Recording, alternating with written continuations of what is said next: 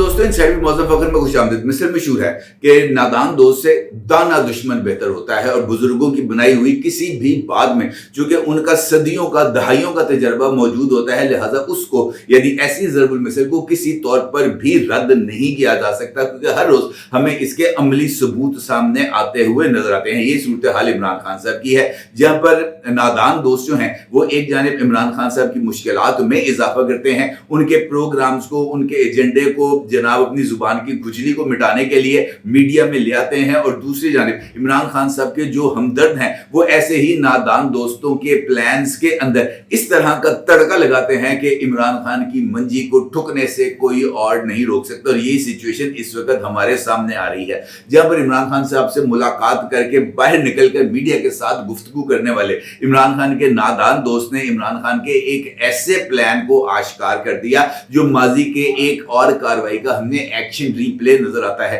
और दूसरी जानिब इमरान खान के हमदर्द ने उसी प्लान को एग्जीक्यूट करने वालों को बेनकाब करके पूरे के पूरे प्लान को ही चौपट करके रख दिया। कैसे? ये एक इंपॉर्टेंट सवाल है, और अगर हमने इस सवाल का जायजा लेना है तो फिर हमें घड़ी की सुइयों को जनाब उमर अताब बंदयाल साहब की रवायत पर अमल दरामद करते हुए पीछे लेके जाना पड़ेगा, उस हद तक पीछे लेके जाना पड़ेगा जहां पर आर्टिकल 63A की समाअत हो रही थी, और जनाब चीफ जस्टिस मिस्टर जस्टिस काजी फायद ईसा की सरबराही में 5 रुकनी बेंच इस केस की समाअत कर रहा था, और इमरान खान साहब के वकील जनाब अली जफर साहब अदालत के रूबरू खड़े थे, और बैरिस्टर अली जफर साहब चीफ जस्टिस ऑफ पाकिस्तान से इस बात की इस्तदा कर रहे थे कि जनाब मैं तो मेरे माही ने मिलना है, सानू मिलन का कोई मौका मिलना चाहिए, और वो इस बात का इजहार कर रहे थे कि चूंकि इस केस के अंदर इमरान खान एक पिटिशनर भी हैं, लिहाजा इमरान खान साहब के साथ मुलाकात करके और इस केस के बारे में इमरान खान साहब के मौक़िफ़ को जानने का मौका मिलना चाहिए, क्योंकि वकील जो है वो पिटिशनर की ही आरा को लेकर आगे चलता है, उसी की पॉइंट्स को लेकर आगे चलता है, जिस पर चीफ जस्टिस साहब जो है वो बैरिस्टर अली जफर साहब को मुलाकात की इजाजत दे देते हैं। बैरिस्टर अली जफर साहब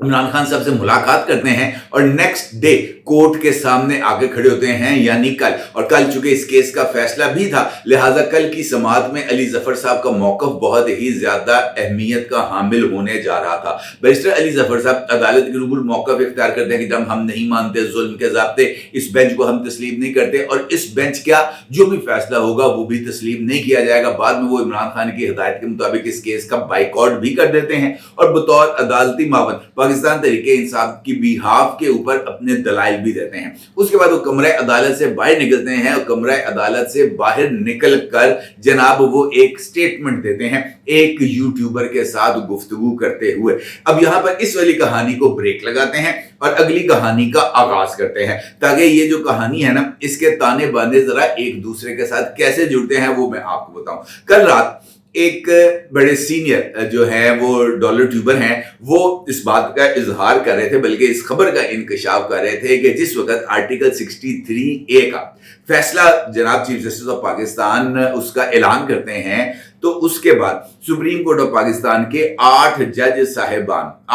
साहिबान वो इकट्ठे होते हैं, और उनकी बैठक है वो होती है जस्टिस मंसूर अली शाह साहब के चैम्बर में, और जस्टिस मंसूर अली शाह साहब इब्तिदा में इन 8 जजेस के साथ बैठकर कॉफी पीते हैं, और उसके बाद वो घर चले जाते हैं, जबकि बाकी जजेस जो वहां पर मौजूद होते हैं वो अपनी इसी गुफ्तगू को आगे रखते हैं कि जनाब अब इस केस की मंजी कैसे ठोकनी है और कैसे वो एजेंडे को लेकर आगे बढ़ना है जिस एजेंडे के ऊपर इत्तफाक राय हो चुका है। ऐसे इस डिलिब्रेशंस के बाद जो 8 रुकनी बेंच या 8 रुकनी ये जो जज साहिबान की बैठक होती है, ये वापस कॉल करती है जस्टिस मंसूर अली शाह साहब को, जो अपने घर पहुंच चुके होते हैं, और उनसे इस बात की गुजारिश की जाती है कि जनाब आपकी बड़ी मेहरबानी है, जरा वापस आएं, अहम तरीन नुकात के ऊपर आपके साथ हमें तबादला ख्याल करना है। जिस पर जस्टिस मंसूर अली शाह साहब जो सबको बाय बाय करके वापस घर आ चुके होते हैं, वो जनाब दोबारा सुप्रीम कोर्ट ऑफ पाकिस्तान जाते हैं, अपने चैम्बर में जाते हैं, और अपने चैम्बर में जाकर वहां पर जो जज साहिबान मौजूद होते हैं 8 से 10 तादाद इतनी ही है, कम से कम 8 तो कंफर्म है कि वहां पर मौजूद होते हैं, उनके साथ बैठकर तबादला ख्याल करते हैं, और इस बात का इंकशाफ, इस मीटिंग का इंकशाफ हसनात मलिक साहब करते हैं, जो कि सुप्रीम कोर्ट ऑफ पाकिस्तान के एक बड़े ही सीनियर और मुस्तनद रिपोर्टर हैं। हसनात मलिक साहब इस बात का इंकशाफ करते हैं कि ये वाली जो बैठक है इसके अंदर आर्टिकल 63A के फैसले पर तबादला ख्याल किया गया और इस बात पर गौर किया गया कि आर्टिकल 63A के हवाले से ये जो 5 रुकनी बेंच का फैसला है इसके बाद अब अगला जो मरहला है वो क्या होगा और आर्टिकल 63A के हवाले से रद्द अमल कैसे जाहिर किया जाएगा। अब यहां पर यह सवाल है कि सुप्रीम कोर्ट ऑफ पाकिस्तान के जज साहिबान सुप्रीम कोर्ट ऑफ पाकिस्तान के ही किसी फैसले के ऊपर अलग से बैठकर किस कानून, किस ज़ाब्ते और किस कॉन्स्टिट्यूशनल प्रोविजन के तहत जब पिटीशन भी कोई उस फैसले के खिलाफ उनके सामने मौजूद ना हो, किस तरीके से बैठकर तबादला ख्याल कर सकते हैं। हसनात मलिक साहब ने इसका इंकशाफ किया। अब इस बैठक के ताने बाने जाकर वहीं पे मिलते हैं जहां पर अली जफर साहब की कहानी को मैंने छोड़ा था। अली जफर साहब उस यूट्यूबर के साथ मुलाकात करते हुए इस बात का इजहार करते हैं जब उनसे सवाल पूछा जाता है कि बायन हुनकी करना है, ये केस तो आज खत्म होता हुआ नजर आएगा और क्या आप जस्टिस काजी फायज ईसा साहब की मौजूदा पोजीशन से इत्तफाक करते हैं, जिस पर अली जफर साहब इस बात का इंकशाफ करते हैं कि माजी में इस बात की प्रोविजन मौजूद है मलिक असद के केस में जो 1989 में हुआ था। मलिक असद के केस में इस बात की प्रोविजन मौजूद है कि अगर सीनियर जजों की अक्सरियत चीफ जस्टिस के हवाले से फुल कोर्ट के अंदर या किसी भी केस की समाअत के दौरान इस तरह की ऑब्जर्वेशन दे दे और अक्सरियती जो जज साहिबान है वो चीफ जस्टिस को काम करने से रोक दें तो फिर चीफ जस्टिस जो है वो उज़्व मुअत्तल होके बैठ जाएगा और फिर जो अक्सरियती जज साहिबान हैं उन्हीं का फैसला आगे बढ़ेगा। और मुझे ऐसे लगता है कि जनाब बैरिस्टर अली जफर साहब माजी के एक अदालती वाक़े का हवाला दे रहे थे और वो वाक़या था जनाब जस्टिस सज्जाद अली शाह साहब का। वो टाइम था जब जो जस्टिस सज्जाद अली शाह साहब हैं वो उस वक्त के प्रेसिडेंट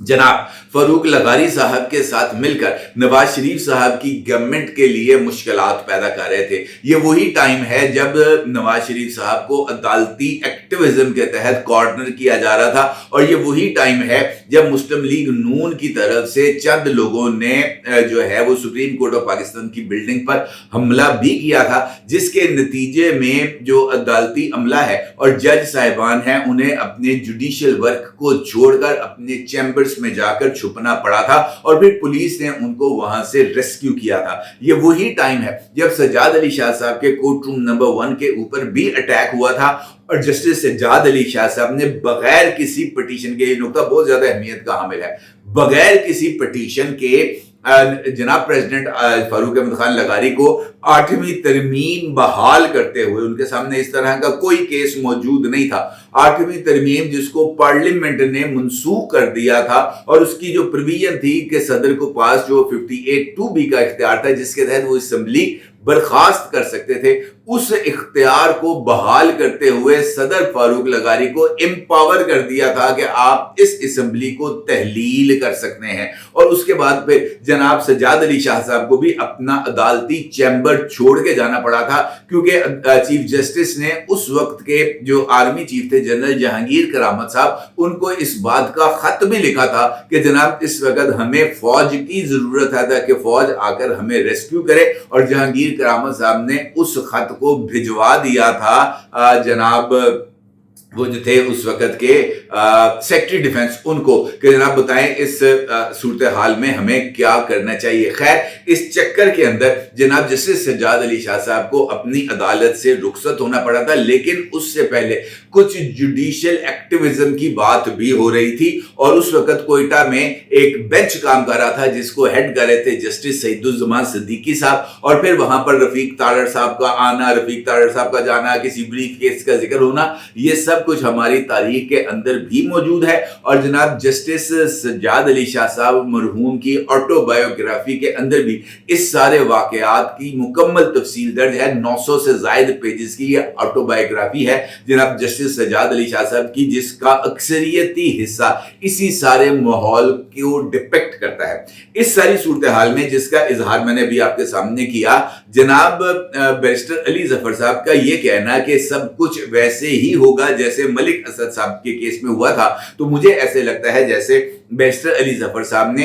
एक और हकीकत को मेरा ख्याल है कि नजरअंदाज किया, क्योंकि इस वाक़े के बाद पार्लियामेंट ने जिस वक्त 18वीं तरमीम की थी, उस 18वीं तरमीम ने सुप्रीम जुडिशियल काउंसिल को इन्हीं पॉइंट्स को मद्देनजर रखते हुए इम्पावर कर दिया था। अब किसी जज को बनाने या हटाने का इख्तियार, और खास तौर पर अदालती शख्सियत को, किसी जज को या चीफ जस्टिस को हटाने का इख्तियार ये जो फुल कोर्ट है इसके पास नहीं है। अलबत्ता किसी जज को बरतरफ करने का इख्तियार सुप्रीम जुडिशियल काउंसिल के पास मौजूद है, क्योंकि इसी बात को प्रीएम्प्ट किया गया था कि अगर मुस्तकबिल के अंदर जजेस एक दूसरे के खिलाफ इकट्ठे हो जाते हैं और इकट्ठे होकर किसी की गर्दन जदनी करने की कोशिश करते हैं, तो इसका रास्ता रोका जाए और जजेस की बजाय जज को बरतरफ करने का इख्तियार सुप्रीम जुडिशियल काउंसिल को दे दिया जाए। अब अगर मैं मौजूदा सूरत हाल की बात करूं आपके साथ, तो अभी तक ये जिस मीटिंग का जिक्र कर रहे हैं हसनात मलिक साहब, और खुद इस बात का इजहार कर रहे हैं कि ये जो 63A का फैसला था, इस मुलाकात में इस बात का फैसला किया गया कि फौरी रद्द अमल देने से गुरेज किया जाए। हसनात मलिक साहब कह रहे हैं इस वीडियो के अंदर, जिसकी स्क्रीनशॉट आप अपनी स्क्रीन पर देख सकते हैं। और इसी वीडियो के अंदर जनाब हसनात मलिक साहब इस बात का इंकशाफ भी कर रहे हैं कि गुरेज करने का फैसला किया गया, अलबत्ता बाहर के माहौल को देखकर हतमी फैसला किया जाएगा। यानी अगर इमरान खान साहब आज डी चौक में पहुंच जाते थे, अगर वहां पर हिफाजती इंतजाम ना हो, अगर इमरान खान साहब अपनी पॉपुलैरिटी को शो कर देते हैं, अगर सोशल मीडिया इमरान खान साहब की अपनी ताकत को भरपूर तरीके से आगाह करता है, पॉपुलैरिटी का जो कल्ट